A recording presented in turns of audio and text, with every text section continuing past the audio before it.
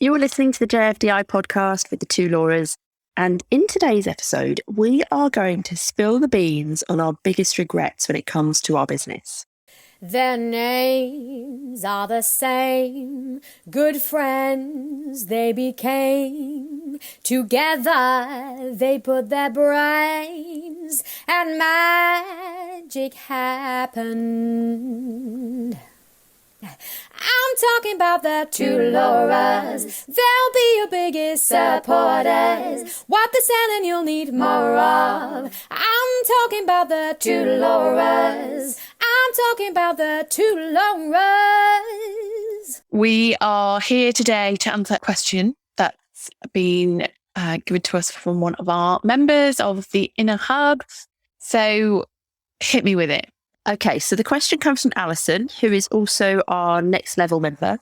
And Alison said, if there was one thing you wish you'd started earlier in your business, what would it be? I bet we've both got the same answer for this. Yeah, maybe. I don't know. I know mine. Do you know yours? I do know mine. Right, mine would be, this is Laura Davis, mine would be my email list. Yes, same. Email list. There you go. Yep. Same name, same regrets. Yeah, well, there's two elements of that, I guess. I didn't start that early enough, really. And I didn't ever, at the start, utilize it, really. Yeah, I didn't start mine early enough.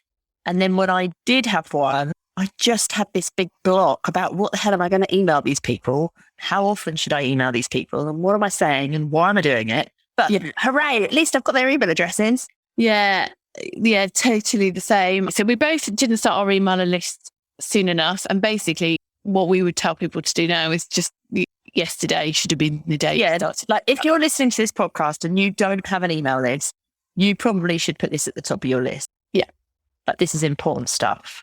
Yeah, as social media people, I think we are too quick to rely on social media. And we all know, God, the amount of accounts that get hacked. And, someone was actually commenting on our Instagram post the other day. I don't know whether you saw it, Laura, where he had lost all of his Instagram. He had, a few thousand followers, lost it all, gone forever. And he did have an email list and he said it wasn't big, but at least he had something. And I think if you've got that list, you've got a way to communicate with people that doesn't rely on social media and it doesn't rely on the algorithms. Obviously we all have spam still to deal with, but you're not relying on an audience that is sitting on someone else's platform, essentially. Exactly. And just recently, Facebook and Instagram and even WhatsApp and Messenger went down for all that time, didn't they? So yeah, you definitely 100% need an email list. So if someone is listening now and they don't have an email list, what should they do? The first thing I would do would be to create a lead magnet. Now, if you're in the Inner Hub, go and have a listen to the masterclass we have in there, all about how to create your first lead magnet. There's quite a few ideas in there and it was just really useful. The one thing I did was I created a lead magnet, chucked it out, had it on pinned posts and all that. And there's probably two things I did wrong is I didn't ever promote it enough. We used to mention it here and there and, but not consistently and definitely not as frequently as I should have done. And also I didn't really test different types of lead magnets. I just had one. It worked. I grew my list. I never got round to really testing lots of different ones to find out actually which one was going to be the best at growing my list and also which was going to bring in the best type of people that were then obviously going to then convert into whatever I sold to them. Yeah, I think there's so many email list builders out there, aren't there, from social media people, and they're all the same. I think you kind of need to try and stand out for the expertise you want to bring, the services you want to sell, the people you want to bring into you, but also the people who you want to actually sell to, people who've got money. Like, don't create a list builder for freebie seekers. No, and I think this is where having and this podcast is not going to be about niche, but this is where having a niche is it helps when you can stand out from just having a very general lead magnet like your guide to Instagram hashtags. It will fall flat compared to your guide for Instagram hashtags for dog groomers or whatever your niche may be. So there are benefits in that instance to being really specific about who your lead magnet is for, because that means that you're going to grow the perfect list of people. Yeah, definitely. And don't overthink it though. Like, it doesn't have to be this perfectly polished PDF. It could be as simple as setting up a Facebook group and having that as your lead magnet, or having a video that's taken you 5 minutes to record and you haven't even edited it. Yeah. Oh, it doesn't have to be anything like, really overproduced and polished. Yeah. You just need to make it good content, like as in not necessarily like you've just said, like polished, but what you're giving them, the advice and the actions that they can take. You want that to be as best as can be, because you kind of want them, they feel like they would have paid for it, don't you? Yeah, exactly. And if they like that, then it makes them think, well, you know what, this was brilliant. Gosh, I can only imagine what it must be to work with that person, or to go on a workshop or masterclass, whatever it is that your kind of funnel then takes them to. So yeah, make it good, but yeah, it doesn't have to be squeaky clean, polished, beautiful. You don't need to go and hire a video and all of that stuff. No, definitely not.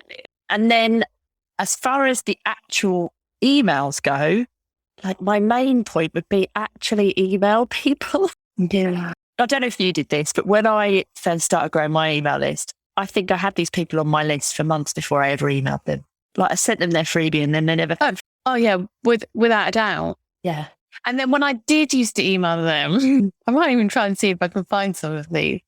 I used to use MailChimp as my email provider, and I used to make these like newslettery looking things.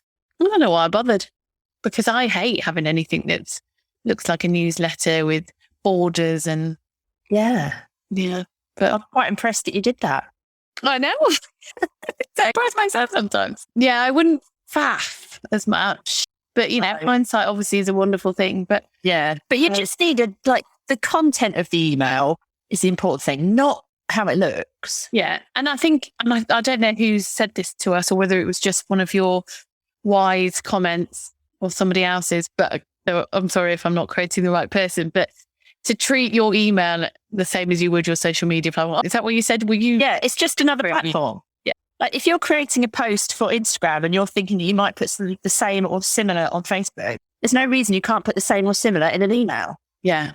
And I think what we've learned, obviously, over the years of sending now lots and lots of emails is it doesn't have to be long. You have to have a start, middle and end. Well, it does, but, not in large paragraphs as I would like to write. Sometimes our emails that have got 2 or 3 lines work way better than our emails that are like really long and thought out, and they've taken us ages to write, and we've thought about them for weeks and they just fall flat. Like, it's very much with social, isn't it? You just need to be consistent. People need to start looking forward to seeing your emails in their inbox. They need to want to open them. And if they don't get one when they think they're going to get one, they want to be thinking, hang on, where's my email? Because we get people email us saying, I haven't had my email, where's my email? Because they want to get what we're sending them. And that's the sort of feeling that you want to leave people with, isn't it? That your emails are so valuable for them that they are upset when they don't get them. Yeah, that's the plan. And I have to say, I didn't achieve that as in my own. In all honesty, we've only just achieved that, I feel. The famous we as well. Yeah, without a doubt, all social media managers need a list, and they need to start it yesterday, and they don't need to overcomplicate it. Just JFDI. JFDI, yeah. So there we go, Alison. I hope that was useful. Let us know whether you are on top of your list building. Yeah. Come and let us know in our Facebook group. You can find that at thesocialmediamanagershub.com. And don't forget to hit subscribe and leave us a review. Let us know what you thought of the podcast. And we'll see you in the next episode.